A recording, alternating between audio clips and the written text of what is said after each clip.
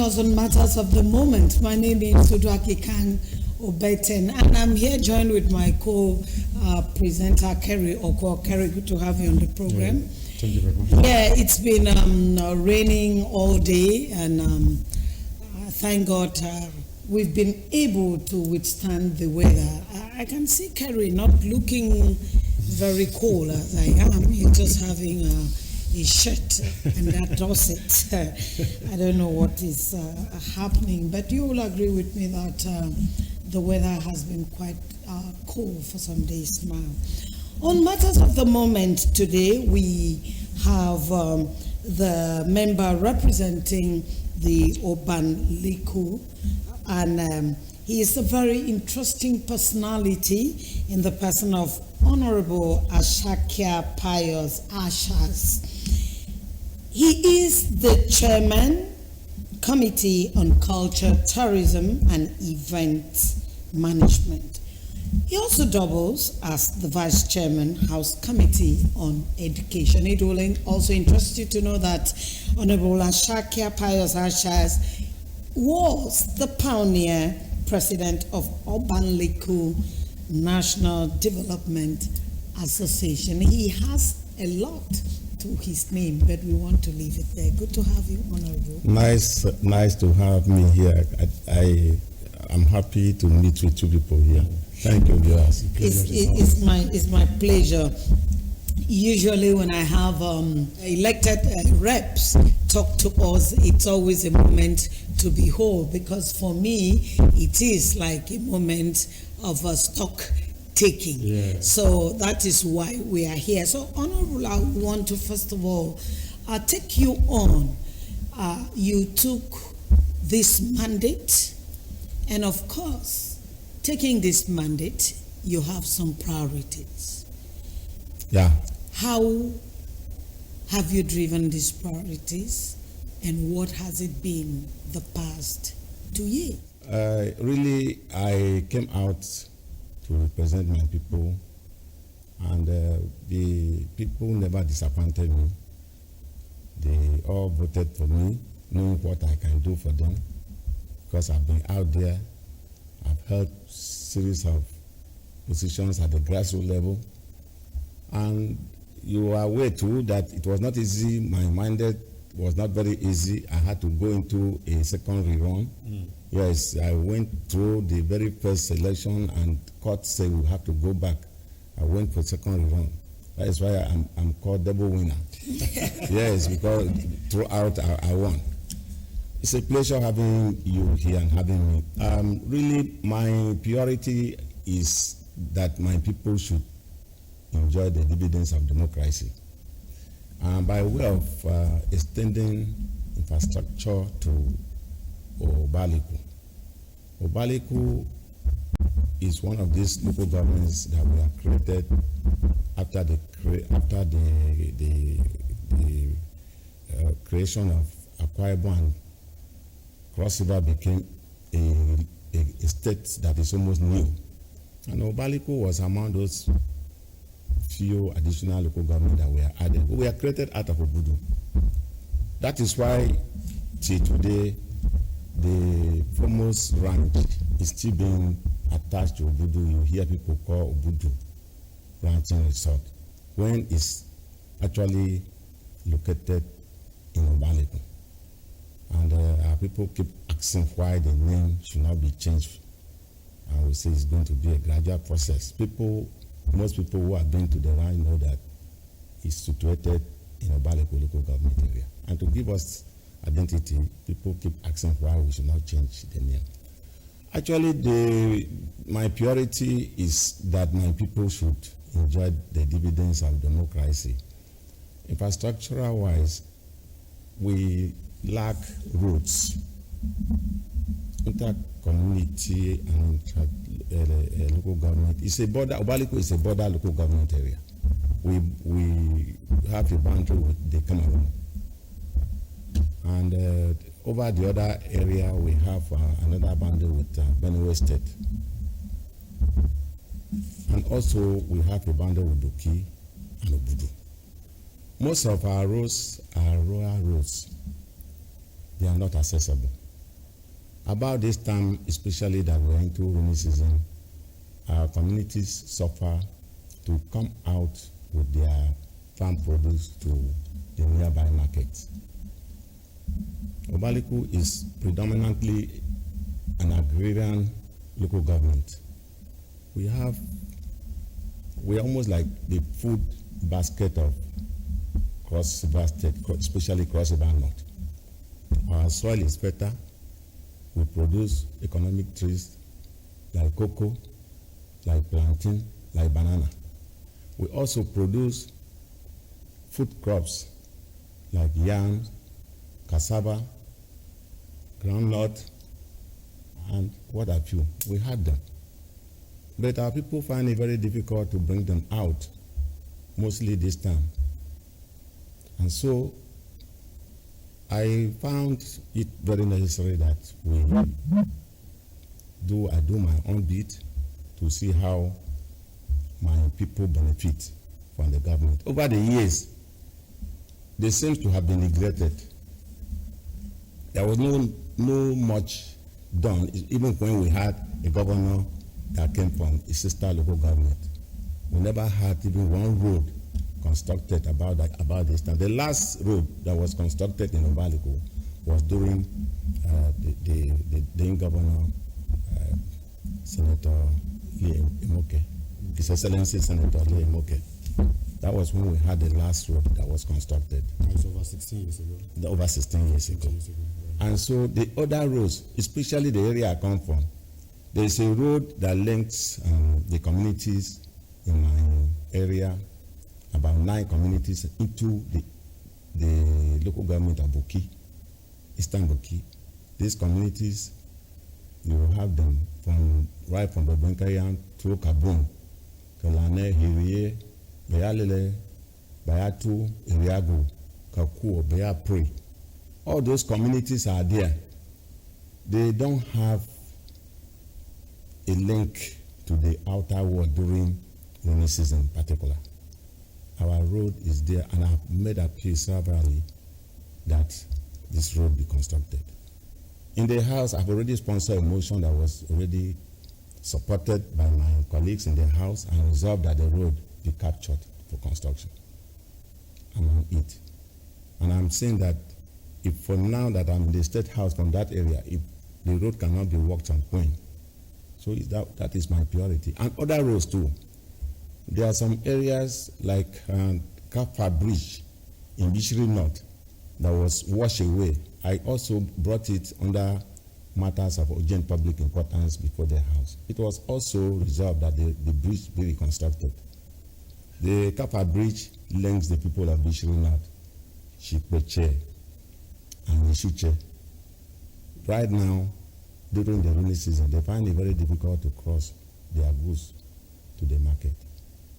And so there are a lot of these areas I feel that government can be influenced to take care.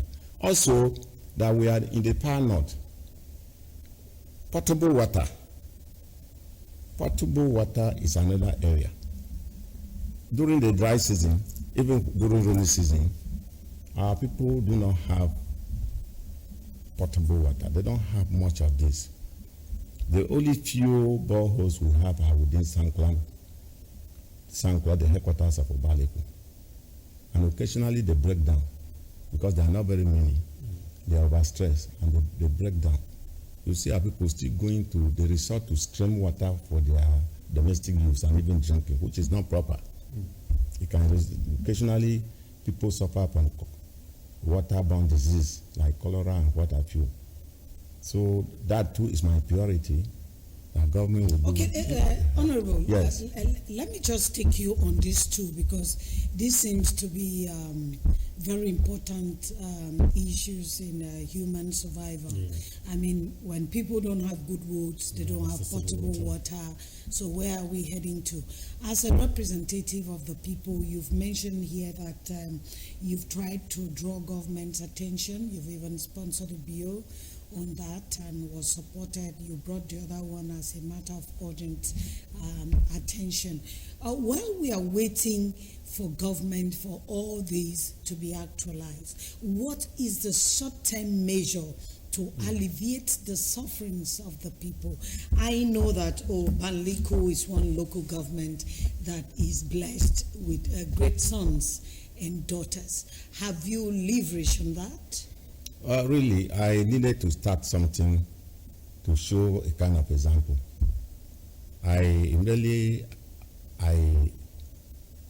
As home office here, the first thing I did was to thank God for having me through the rigors of the rigors of election and rerun election.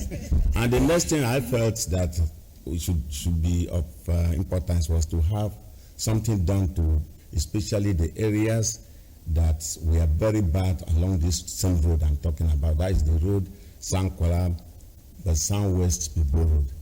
On my own, I engaged people that worked on the road. I engaged, there were some culverts that were constructed long before now. And this culvert, because they are giant culverts, they were not properly backfilled. Most of them were never even backfilled. And so vehicles find it very difficult, especially low vehicles. They find it very difficult to access the road across this culvert. You will not imagine that during campaign, people will park their vehicles, prominent people will park their vehicles and go in by motorcycles. And so I saw need and engaged people that worked on those areas. They backfill, they graded the road, and that is what happened. But at least for now, the road is fairly accessible through my effort. Okay. Yes. Okay, as a follow-up to that question, so you may mention that Obanliku share boundaries with other community or other local government within that area. What effort have you been able to put up effort of measures to see you could get those stakeholders from other communities or other local government, so you could have a round table discussion and probably provide a better approach or a better solution to address those challenges now before even government intervention?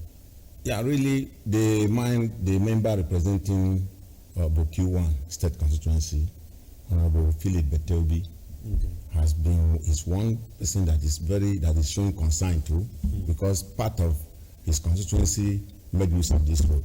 Is their only outlet. The late Ikobi, who was the pioneer chairman, state chairman of PDP, his community and 5 other communities made use of this road. And so it became very necessary that the people over there to be engaged. Apart from engaging the leaders for discussion, and I know too that before I came in, there was effort by a joint committee of people from the Southwest, where I come from, and Buki East, the area I have just mentioned. Leaders came together and wanted to meet with the then His Excellency Governor Ayade. It couldn't work out, and on their own, occasionally they come out. If they are fair bridges, because most of them are old, they come out on their own. We encourage them to come out and construct wooden bridges, just to make sure that they have community effort. They have community effort. About 3 bridges are so constructed through community effort with wood. Yeah. And like this honorable I've just mentioned, we've been working together. We have a synergy. Even the motion I sponsor, he co-sponsor it. And we've been on government to see that our people are helped over this. Yeah, I know that you've been very passionate about the status of Obanliku, and you keep saying the hospitable people of Obanliku, and I know that honestly we cannot take it away from them. Hospitality is a thing of Obanliku. But when you want to look at the structure, the physical structure, and all of that makes for hospitality, it leaves much to be desired. what are you as a representative of the people doing? What are you doing differently to change the narrative and prepare the people, to be really who we know them to be? Yeah, Obanliku people generally and naturally are very friendly people. And that is God. God does not make mistakes.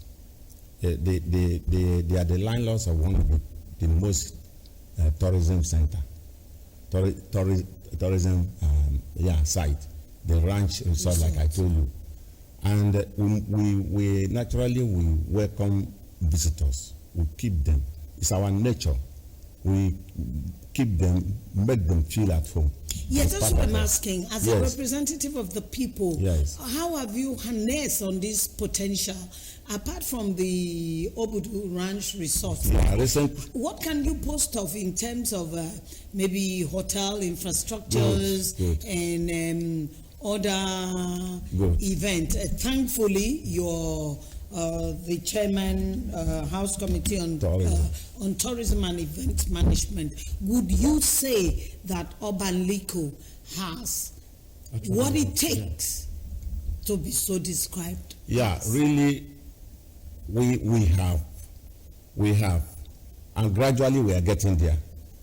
Before now, the government, apart from the facilities at the ranch, the safari lodge at Otanga, is also government that it was built to give a kind of support to the ranch in case of people that will not want to stay up ranch because of either excessive weather condition at particular period of the year.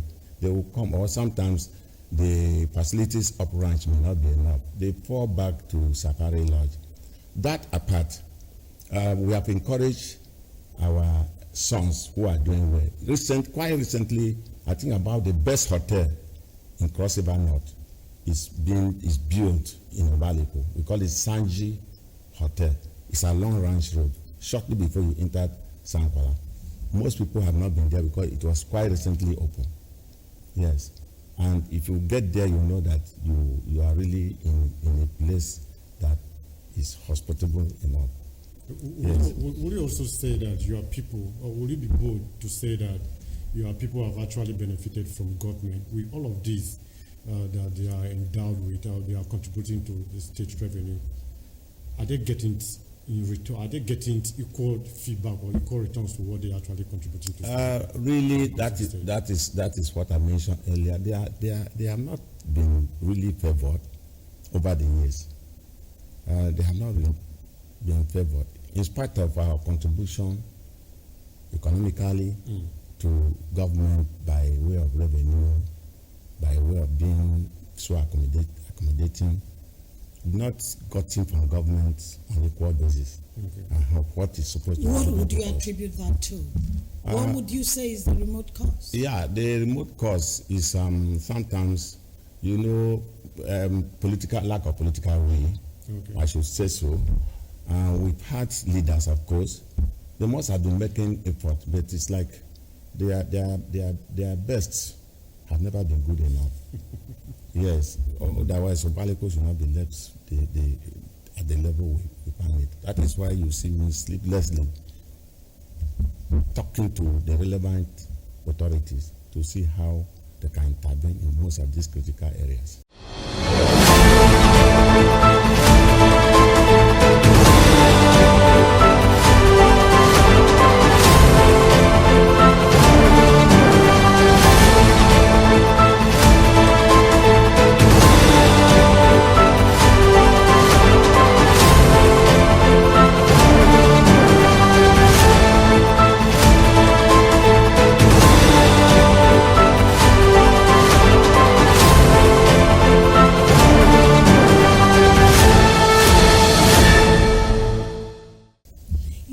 Watching us, we are talking with the representative of Obanliku, in the person of Honorable Oshakia Pius Ashas. He's the chairman, House Committee on Culture, Tourism, and Event Management, and also doubles as the vice chairman, House Committee on Education. He's been talking to us on his priorities in Obanliku.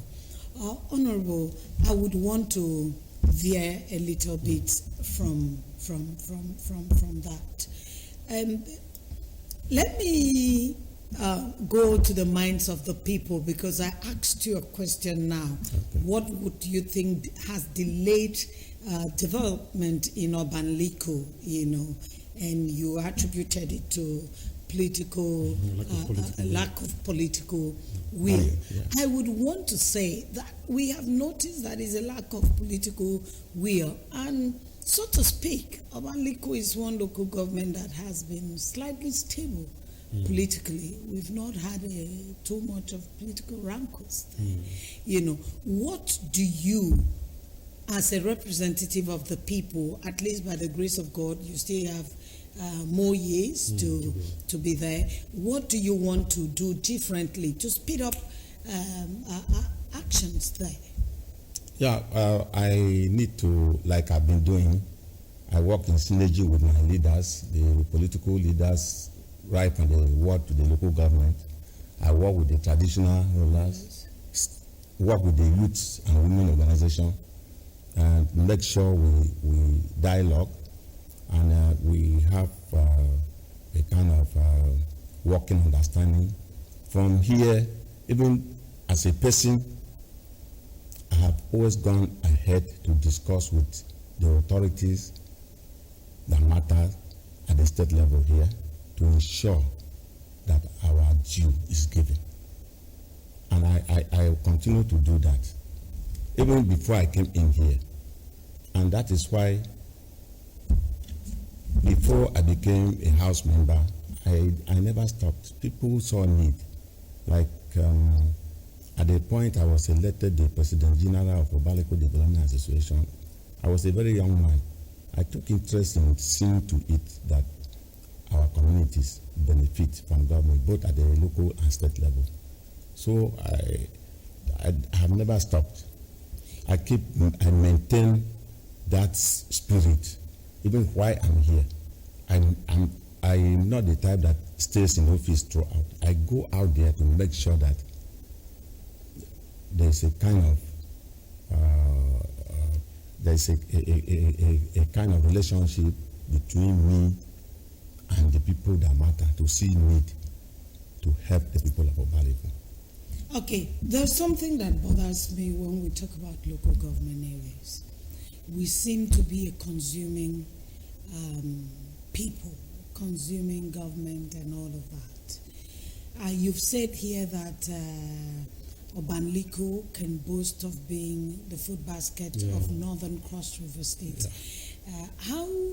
What are you doing as a representative of the people to ensure that the God-given endowments in the area are properly put to use? Are there any cottage industries? Are there any business plans and all of that? Because now it beats my imagination that now and again you see them loading trucks of banana, tomato, and all of that. Yes. So what are you doing as a representative of the people, the hospitable people of Obanliku? What can they do to better their lot in terms of establishing something, an economic outfit that can benefit the good people of Obanliku, given the resources at your disposal?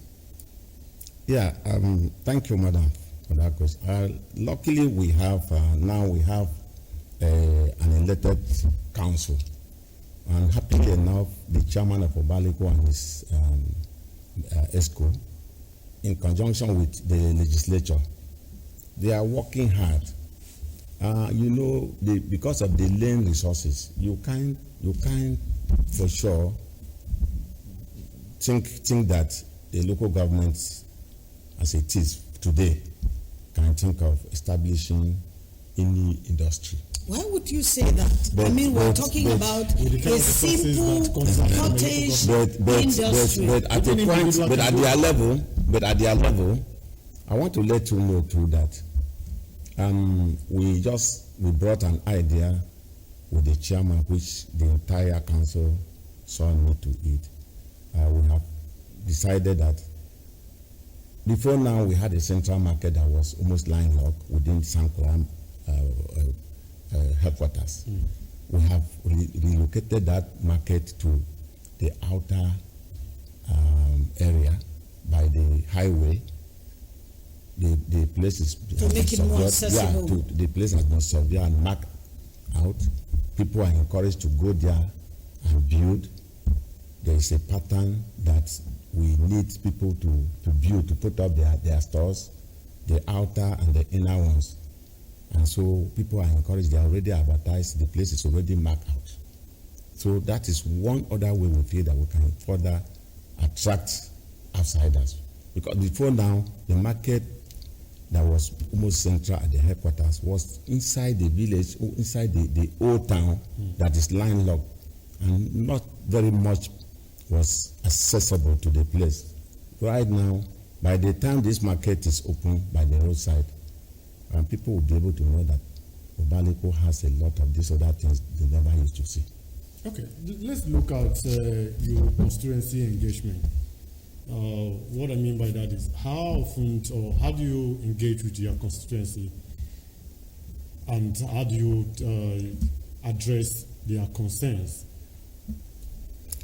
Really, occasionally, I'm one man that visits home almost every month, not minding the distance. And I sit with my people, interact with them individually and collectively. I have town hall meetings. You are aware that before December last year, I was with the other party, the opposition party. I was the last person that defected into the ruling party. Okay. And because having seen need that the governor is doing well, I went to my people and said we need to socket to the center to make sure that we benefit. And there was no point opposing something that is good because His Excellency is doing well. Okay. And they all agree with me. And I pacified them. Like I have said, I'm a unifying factor in Obanliku politics because those people that were in PDP agree with me and they have all crossed over to APC. And occasionally I have meetings with them. Each time I go home, I have meetings with them. We discuss on the way forward to see how we lift the status of Obanliku. Okay, presently now, what would you say is your greatest challenge and your desire that you would want to meet for Obanliku people? Yeah, like I mentioned earlier, my greatest challenge still remains the things I mentioned. Infrastructure. Yeah. The roads. Water. And water. Health facilities, I give kudos to government. Most of the health centers are being equipped now. With employment, the recent employment, health personnel are being posted to health facilities across the local government. Education. Yeah, education. Yeah, His Excellency recently awarded contracts for the construction of some classroom blocks across the local government. And Subeb, I was with Subeb because occasionally I visit most of these places. I was in Subeb. I discovered that they are about to distribute plastic seed to schools. They too are playing their role. And I will make sure that my local government get their own. Yes, their own water. Yes. Okay, now what's your greatest desire? What would you want to achieve before you leave office? Before I leave office, if I'm able to link my people with accessible road throughout the year, that would be my pride. That would be my priority. Did you see that achievable? Looking at the terrain of your local government. Many persons feel it's one of the underdeveloped local government in crossing state. Yes, Obanliku. With the fact that he has produced a Senate president years back. You know, the Senate president came when his constituency was so large. I'm not speaking for him, though dead. His constituency took rise from the President Yako to the President Obanliku. And so he had a lot to cater for. Moreover, he was there for the second tenure was shortly. And it struck him. But he did a lot. He brought at least the Federal College of Education you are hearing about at Obudu came courtesy of him.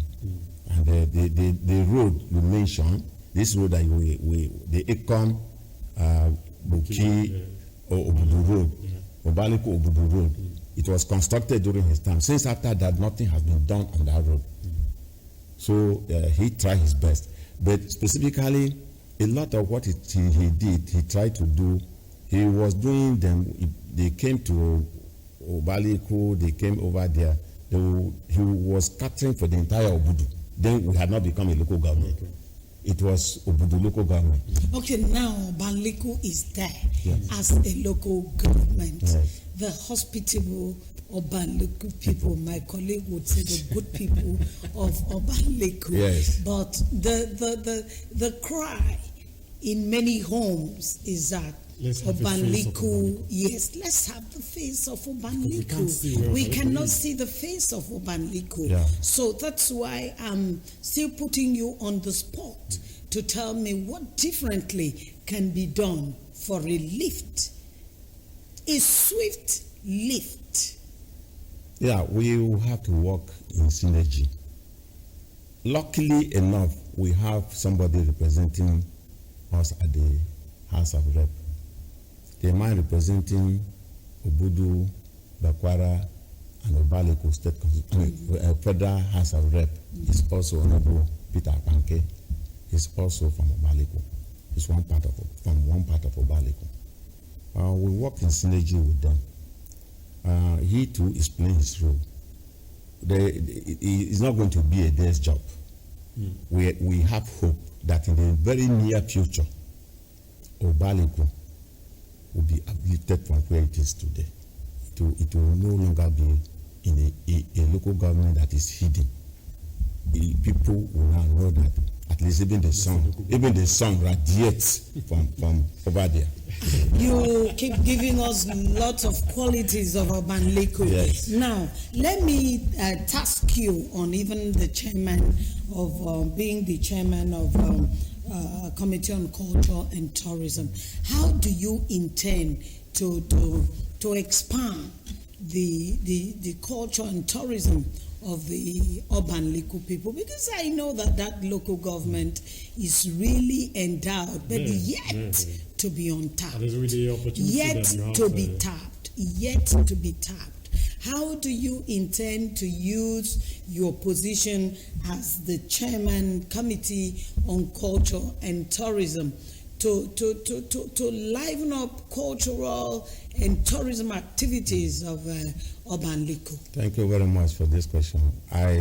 My position here is God sent.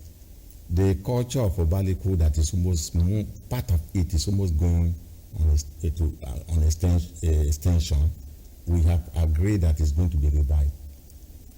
We have plans that come last Saturday of August this year.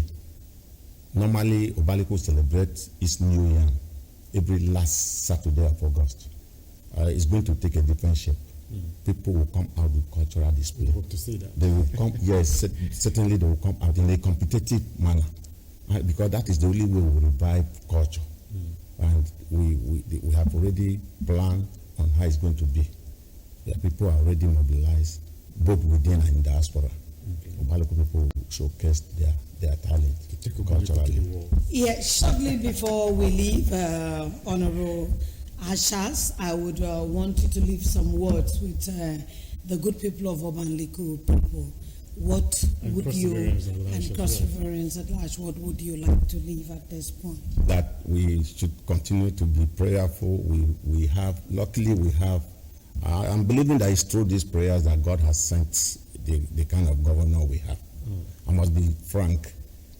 We were with him some hours ago, And we met, I personally made it known to him that I feel proud working with him, being a parliamentarian when he's the head of the government in the state, because he's performing. We thank God for him.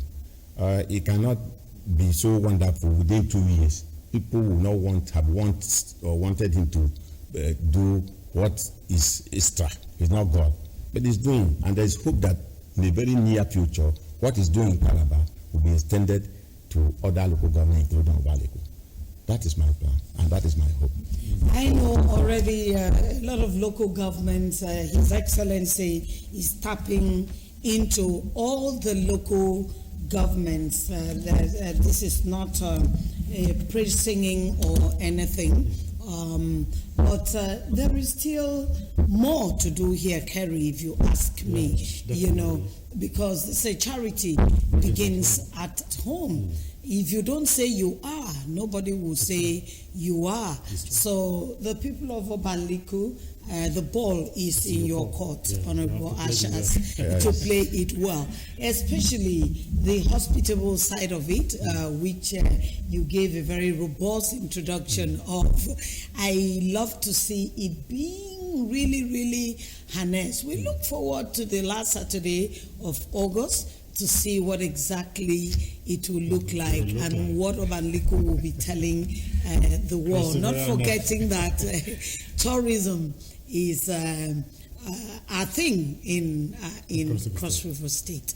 And this is to say that like our Lord Jesus will say, the blind receive their sight, the lame walk, go and tell.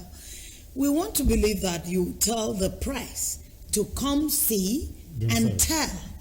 Otherwise, everything will just remain in Obanliku, God forbid. Very sure to start with, CROBC will be invited. So this is an open invitation. Yes, I was there, and all media, most media houses. Honorable, I was lobbying for this because that is the only way the whole world will know that Obanliku is there. You cannot do without the press. Yes. We will tell the stories beyond the borders. Yes. Thank you for being a part of this discussion. We've been talking with a representative of Obanliku, Honorable Ashakia Ashas, yes, who has been talking about the hospitable nature of Obanliku and the need for all of us as Cross Riverians to lend a voice, that attention be given to that God-owned local government. Thank you for being a part of us. Thank you. And looking forward to having you here after the celebration to tell us more about Obanliku. Thank you very much for having me. Thank you, viewers. Thank you, Cross Riverians. Thank you very much. CRSHoA. Thank you very much. I think this is much we can take for the program today. We hope to see you same time, same day next week.